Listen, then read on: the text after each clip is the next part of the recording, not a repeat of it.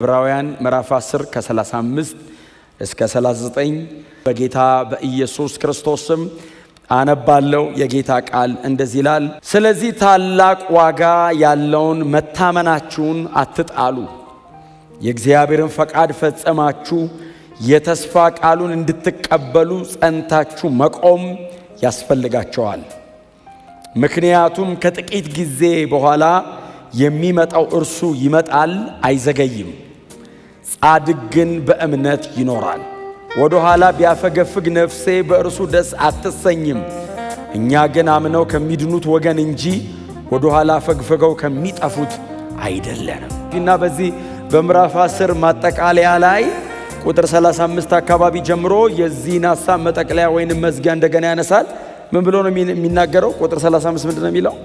ስለዚህም ታላቅ ዋጋ ያለውን መታመናችሁን አትጣሉ።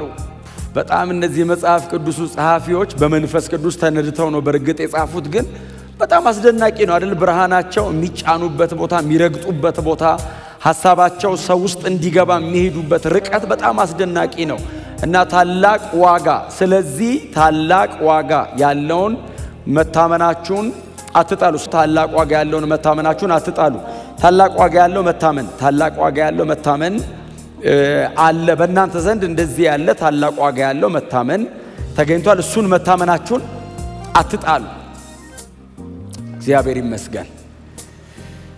ሪዋርድ እግዚአብሔር የሚያደርገው በጣም ታላቅ ዋጋ ያለው መታመናችሁ፣ ግሬት ኮንፊደንስ፣ በጣም ትልቅ መታመን፣ በእግዚአብሔር ላይ ያለ መደገፍ።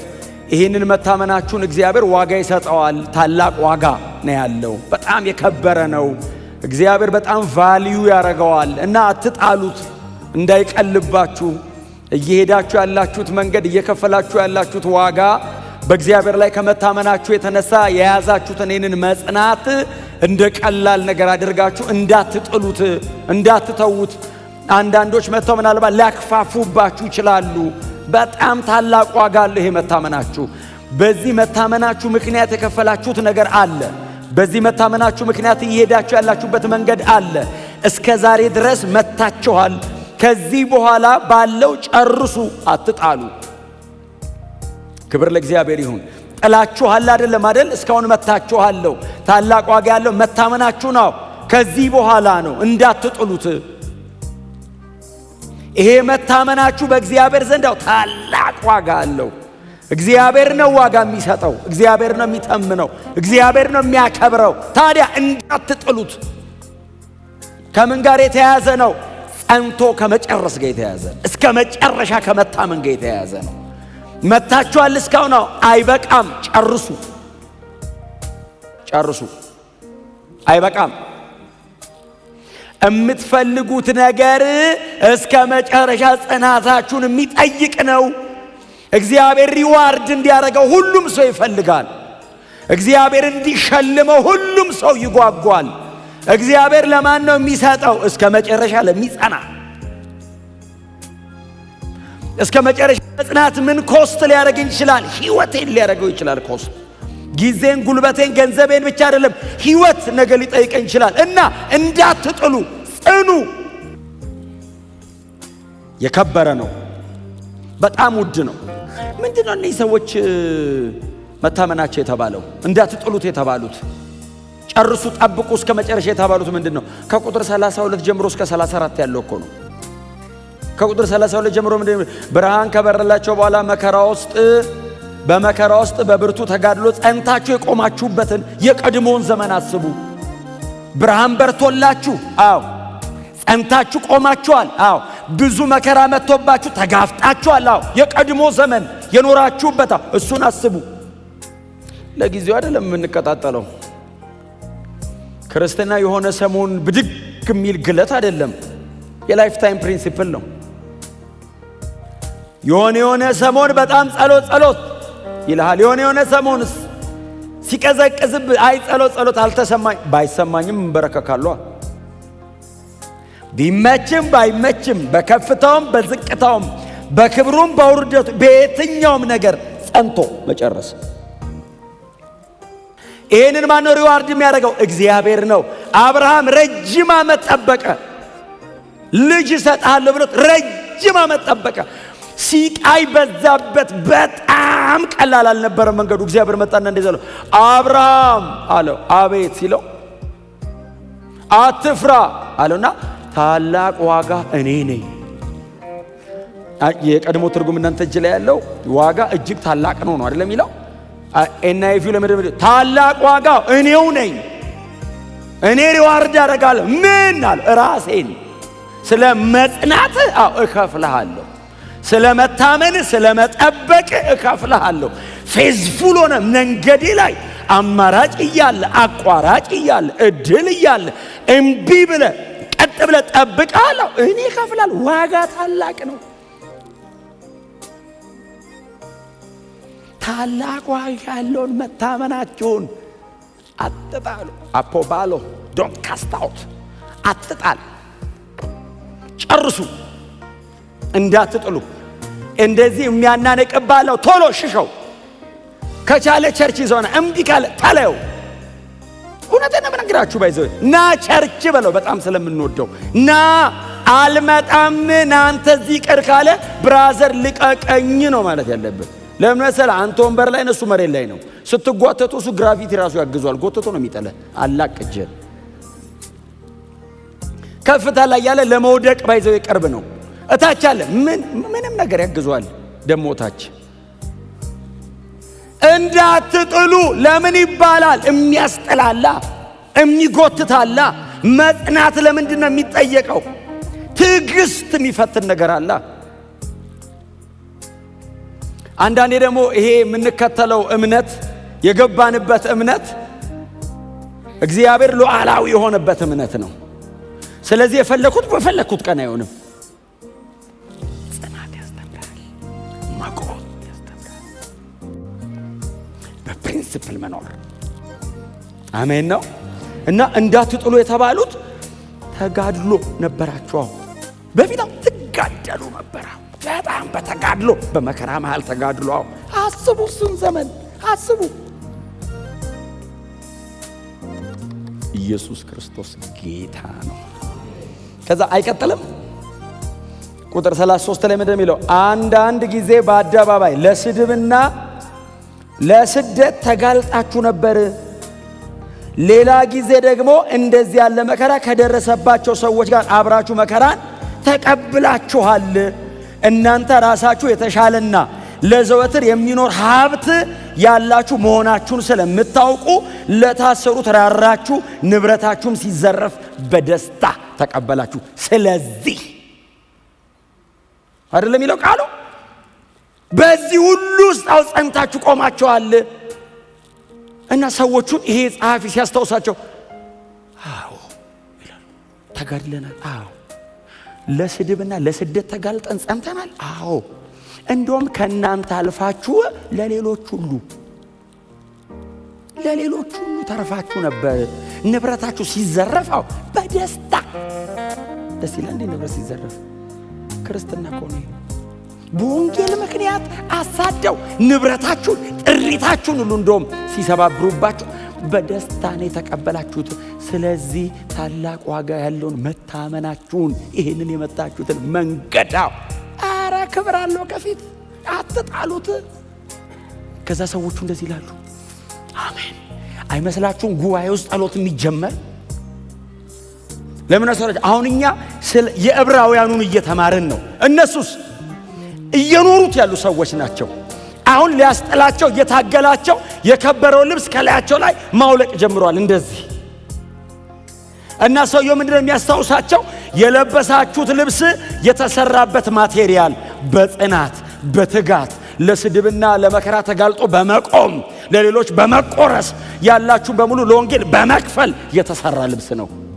ዝም ብሎ ልብስ አይደለም። በዚህ ሁሉ ትጋት ውስጥ እንዳታውልቁት። ይሄ መታመናቸው ዋጋው ታላቅ ነው። እስቲ አሜን በሉ። በእግዚአብሔር ላይ ያለን መታመንና መደገፍ ወደ ህይወታችን የሚያመጣው ብዙ ነገር ይኖራል። አፕስ ኤንድ ዳውን።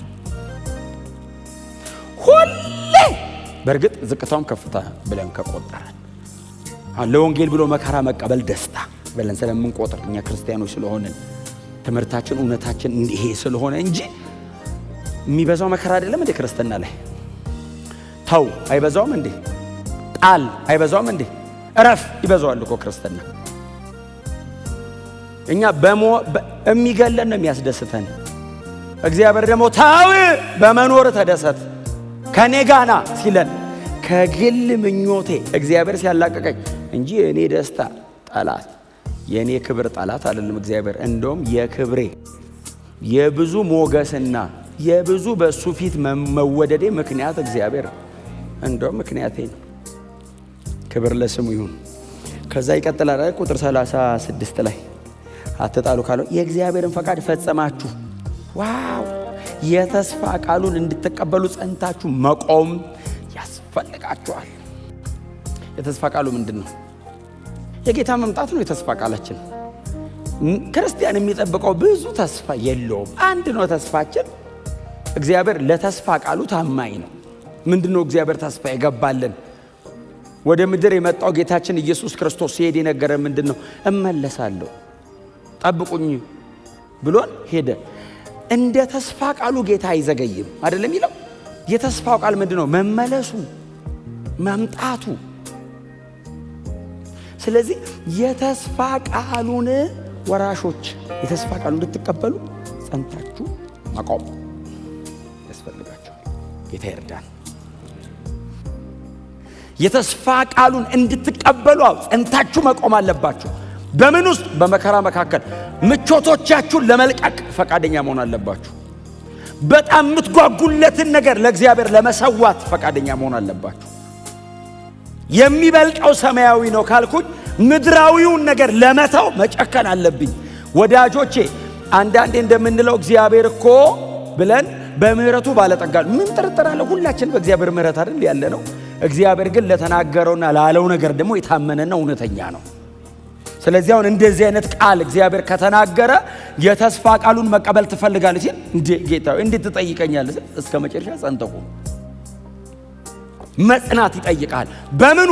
በቃሉ ላይ፣ በእውነቱ ላይ፣ በትምህርቱ ላይ እግዚአብሔር እንደሆን ባለኝ ላይ፣ በአዲሱ ሰው ማንነት ላይ ለኃጢአት እየሞትኩኝ ለጽድቅ ሕያው እየሆንኩኝ በዚህ ዓለምን እየካድኩ መጽናት አለብኝ። ጸሎትን እየጨመርኩኝ የእግዚአብሔርን ቃል እየጨመርኩኝ ከቅዱሳን ጋር ያለኝን ኅብረት እየጨመርኩኝ መጽናት አለብኝ። በጣም ሩቅ እንዳታረጉት እዚሁ ጋር ነው ያለው። መንፈሳዊነትን እያበዛችሁ ስጋዊነትን እየገደላችሁ መጽናት አለብን። እምንፈልግ ከሆነ ያንን ክብር ዘላለማዊውን ማዳን በእግዚአብሔር መንግሥት ውስጥ ያለውን ክብር እምንጓጓ ከሆነ መጽናት አለብን። መጽናትና መቆም እንዴት ፈተና መሰላችሁ! አሁን ለእናንተ አይነገርም። ይሄ በክርስትና ብቻ ሳይሆን በሌላ ነገር መጽናት ከባድ አይደለም? መጽናት እግዚአብሔር እንደዚህ ያደርግ እጠብቀዋል። እስራኤል ጋር እግዚአብሔር ጸብ ሁሌ ምንድነው? ቆሙ ነው እኮ። እነሱስ አይቆሙ፣ መሄድ ነው። መሄድ ትንሽ ቆሙ። ወደፊት አልሄድ ሲላቸው ንጉሥ ሾመን ወደ ኋላ እንመለሳሉ። መሄድ እስቲ ቁጭ በሉ እስቲ ጽኑ። ስኔክ ሮድ የሚባል ታውቃላችሁ? እባብ ታውቃላችሁ? እንደማይቆም እባብ አይቆምም።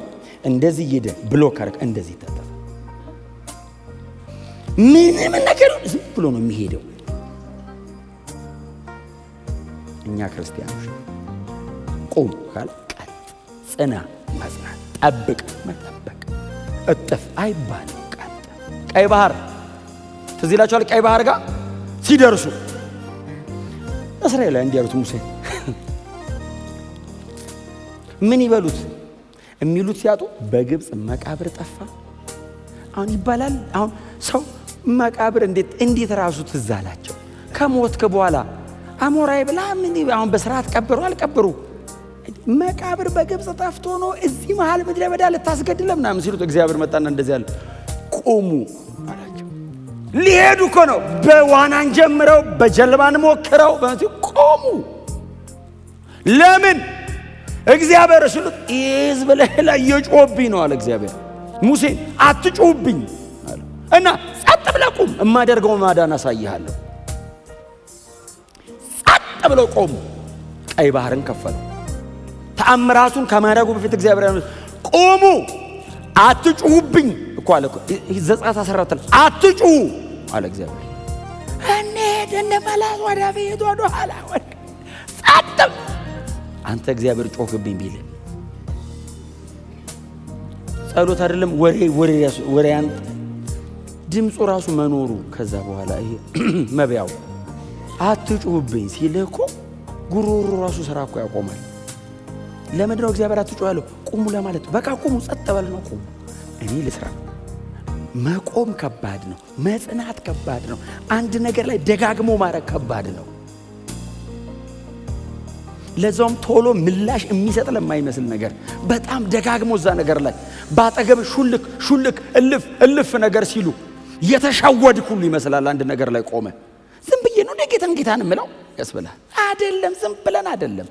ኢየሱስ ይመለሳል እና ሰውየው የሚላቸው ቁሙ አላቸውና ከዛ በኋላ ምንድነው የሚለው? የሚቀጥለው ቁጥር ምክንያቱም ከጥቂት ጊዜ በኋላ የሚመጣው እርሱ ይመጣል አይዘገይም። ይሄ ሰውዬ ከምን ጋር ያያያዘው? ከጌታ ኢየሱስ ክርስቶስ ዳግም ምጽአት ጋር ያያያዘው። አልዘገይም፣ እመጣለሁ። አዲስ ኪዳን ሁለተኛ ጴጥሮስ ላይ አንዳንድ ዘባቾች ይላል እኮ እመጣለሁ ያለው ከቀድሞ ዘመን ጀምሮ ዝም ብሎ ሲነገር የነበረው መች መጣ? መጽሐፉ እንደሚላቸው ዘባች። እርሱ ይመጣል አይዘገይም፣ እንደ ተስፋ ቃሉ ጌታችን ብቅ ይላል። አማኝ መታመኑን ጠብቆ የሚጨርሰው በምን ላይ ተደግፎ ነው? በኢየሱስ ክርስቶስ ዳግም መመለስ ላይ። ጥላውን እስከ መጨረሻ ጽኑ ትለናል። ምን ላይ? ኢየሱስ እስኪመጣ እኛ እስክንሄድ። ጽናት የተጠየቀው የላይፍ ታይም ነው። መሃል ላይ መጥቶ የሆነ ነገር ቢያደርግልህ ለመጽናት መልስ መሆን አይችልም። ለዚህ መታመናችሁ መልስ መሆን የሚችለው የጌታችን የኢየሱስ ክርስቶስ መመለስ ብቻ ነው። እግዚአብሔር ሪዋርድ ያደርጋለሁ። መቼ? እመጣለሁ፣ መጥቼ አልዘገይም፣ በሰዓቴ በጊዜ እመጣለሁ አለ። ኢየሱስ ይመለሳል፣ አይዘገይም። ይመስለናል ዓለም እየሄደች ያለችበት መንገድ፣ እኛ እየሄድን ያለንበት መንገድ የመጨረሻው ደቂቃ ላይ ቆመን እንዳለን ይሰማናል። ግን ደግሞ ጌታ ሆይ ቶሎና፣ ጌታ ሆይ አንዳንዴ የምታልፉበት መንገድ ጌታ ሆይ ዘገየ። አይዘገይም፣ ይመጣል፣ አይዘገይም ካለ በኋላ ከዛስ ጻድቅ ግን በእምነት ይኖራል። አንተ አንቺ ጻድቅ በእምነት ይኖራል። ጻድቅ በእምነት አይንን ቀና ስታረግ ሪጆይስ ታረጋለህ። ነገር ተቀይሮ አይደለም። የኢየሱስ መመለስ፣ የጌታ መምጣት የደስታችን ምክንያት እሱ ነው። ምንጭ ሆድ ውስጥ ይከፍታል። ጻድቅ በእምነት ነው የሚኖረው። አሁን ስትወጡ በጣም ብዙ ነገር ቻሌንጅ ሊያደርጋችሁ ይችላል። ነገ ስራ ቦታ ስትሄዱ በተለያየ መንገድ ውስጥ ልታልፉ ትችላላችሁ። ይህንን እውነት እንዳትረሱ። ጌታዬ ይመጣል፣ አይዘገይም። ኢየሱስ ይመለሳል። ለጌታ ብዬ የምከፍለውን እያንዳንዱ ነገር ሪዋርድ ያደርገኛል። ከሰው እጅ አልቀበልም፣ አልፈልግም። ሰው ቢሰጠኝም በፍጹም አይሆንም። እንኳን ለጌታ ብለህ የከፈልከውን አይደለም ሰውየው ለሱ ብለህ ያረከውን ራሱ ቢመልስልህ በትክክል አይመልስም። ለጌታ ብዬ የከፈልኩትን ራሱ ጌታ ይመልሰው፣ ሰብስቦ መጨረሻ ላይ ይመልሰው። በየመንገዱ እያቀመሰ ለምን ያልቃል ሰማይ? እዛው ሰብስቦ ድብልቅልቅ ያርገው ሰማይ። ጌታችን ይመለሳል እና በእምነት ዘጋው። በእምነት ጻድቃው በእምነት ነው የሚኖረው አለና ከዚህ የመጨረሻው ቁጥር ምንድነው የሚለው? ወደ ኋላ ቢያፈገፍግ ነፍሴ በእርሱ ደስ አትሰኝም። በማ የሚያፈገፍግ ካለ መጥቶ በቃ እግሩ እንዲየተጎተተ ወደ ኋላ ቢያፈገፍገው ነፍሴ አለ እግዚአብሔር በሱ ደስ አይላት እና ጽና ጨርስ።